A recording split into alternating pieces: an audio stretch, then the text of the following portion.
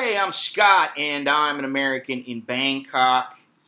And today I want to talk a little bit about something that's going on and has been going on recently, and that is the tightening of the rules for foreigners staying in Thailand on visas other than non-immigrant B, non-immigrant O, non-immigrant OA visas.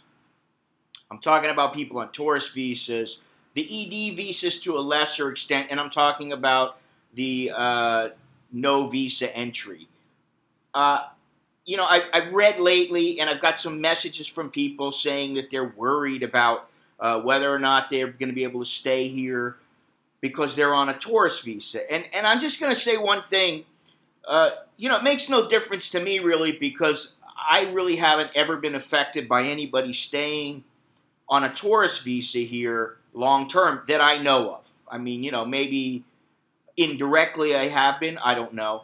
But I do understand where the Thai government's coming from, and what I would say is that if they had started out doing something, I think it's India, where you're allowed to come in like for 3 months at a time twice, and then you're not allowed to come back into the country for 6 months.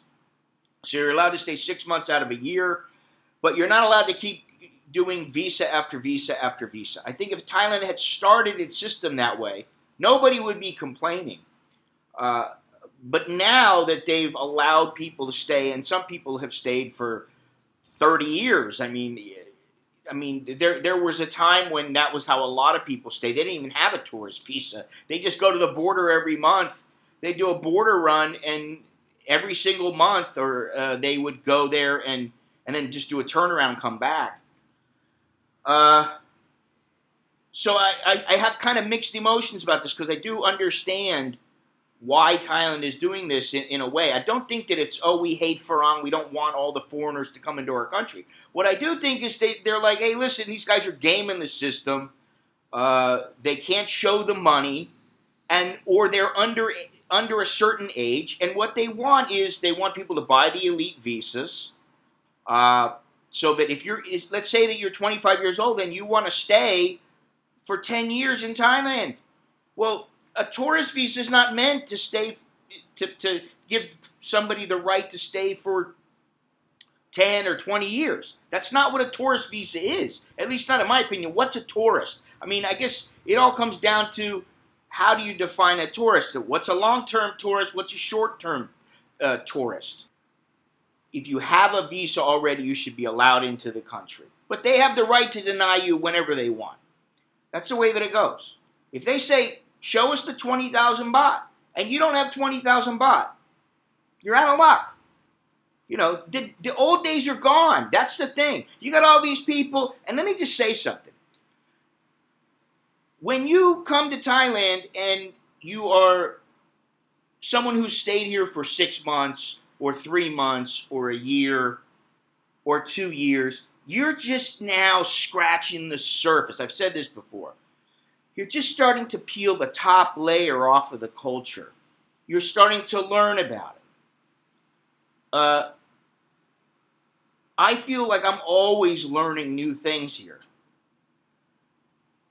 When you come here and you think like, well, I'll just stay here this way or that way, and you're not doing it really the way that the Thais want you to do it, then you're always putting yourself at a disadvantage.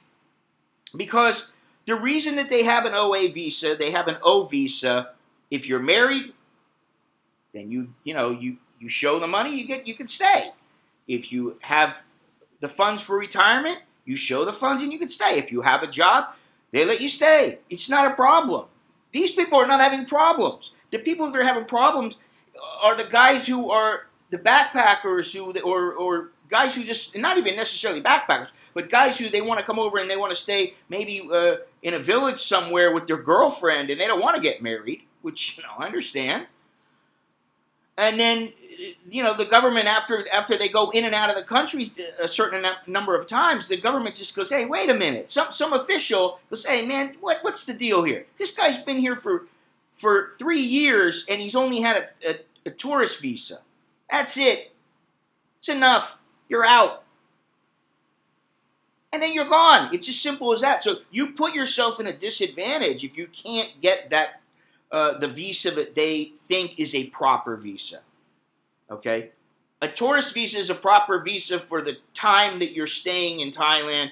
But if you abuse that tourist visa and somehow you finagle a tourist visa 13 times in a row, eventually somebody's going to go, hey, listen, you need to go get a different kind of visa. And then people get pissed off. Oh, why can't I stay here? I've got a condo. I've got this. I've got that. My girlfriend's there. You know, I don't know. I think it comes down to what is a tourist? How long can a tourist stay before they are determined to be something other than a tourist? I think that's the main question. And like I said, listen, it makes no difference to me. I really don't care.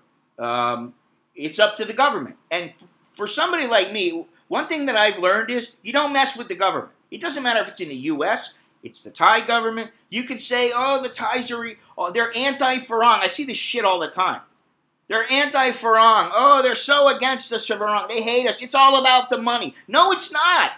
It's not just about the money, and it's not just because they hate you. They don't hate you. I just talked to someone yesterday. And they were complaining about how difficult it is to get into other countries unless they had a huge amount of money. Just yesterday I talked to somebody about this. I wasn't even thinking about, the foreigners staying in Thailand, but somehow the subject came up of them traveling to Turkey. And then they said, I'm not married. I don't have any kids. I make a decent salary, but I don't make enough for the U.S. government to satisfy the U.S. government.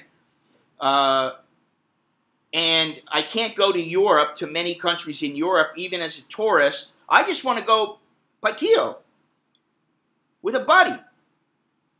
And instead, they're thinking about going to Turkey because apparently Turkey doesn't require Thais to have visas. Now, I don't know if that's true or not, but that's what they told me. So maybe, this is another thing, is that, and I understand this too, because like I've said before, the Thai government will charge 4 or 5 times the amount for a foreigner to get into a national park. Well then, when somebody wants to get in to a national park in the United States and they're from Thailand, guess what? They ought to have to pay the same amount. They got to pay 5 times the amount. That's the way I look at it. Like, if it's $30 for an American, guess what? They're going to have to pay $150.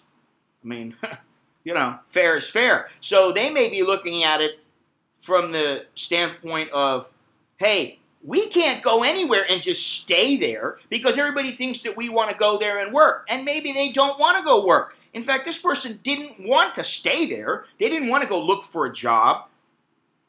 They didn't want to look for a girlfriend or anything. They just wanted to go and have a good time. And instead, they're like, I get to go to Turkey. Now, there's nothing wrong with Turkey. I've heard good things about the place, but this is the way that it is. Hey, listen, I got a podcast going up on Tuesday morning. If you want to listen to it, just go to my website at www.anamericaninbangkok.com. Tuesday, 9 a.m. Eastern Standard Time. That's 8 p.m. Tuesday night in Bangkok. Go to my website. Go to the blog page. It'll be up there. I'll talk more about this subject and several others. So until next time, I'm Scott. I'm an American in Bangkok. Chok di la jerken mai.